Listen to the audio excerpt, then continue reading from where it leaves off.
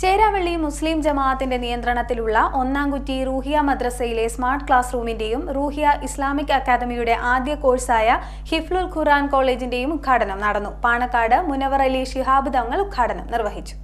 കായംകുളം ചേരാവള്ളി മുസ്ലിം ജമാഅത്തിന്റെ നിയന്ത്രണത്തിലുള്ള ഒന്നാംകുറ്റി റൂഹിയ മദ്രസയിലെ smart class റൂമിന്റെയും റൂഹിയ Islamic അക്കാദമിയുടെ ആദ്യ കോഴ്സായ ഹിഫ്ലുൽ ഖുർആൻ കോളേജിന്റെയും ഉദ്ഘാടനം നടന്നു.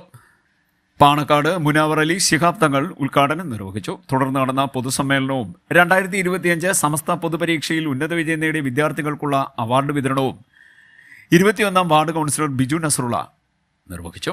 ജമാഅത്ത് പ്രസിഡന്റ് നുജ്മുദ്ദീൻ ആലുമുട്ടിൽ അധ്യക്ഷത വഹിച്ചു. Joint secretary Hafeez Hamsa MAK സ്വാഗതവും മഹല്ല് ചീഫ് ഇമാം സക്കീർ ഹുസൈൻ റഷാദി മുഖ്യപ്രഭാഷണവും നടത്തി.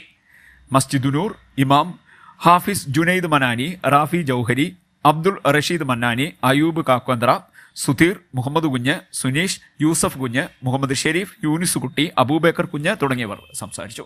CDNet news, Kayamkulam.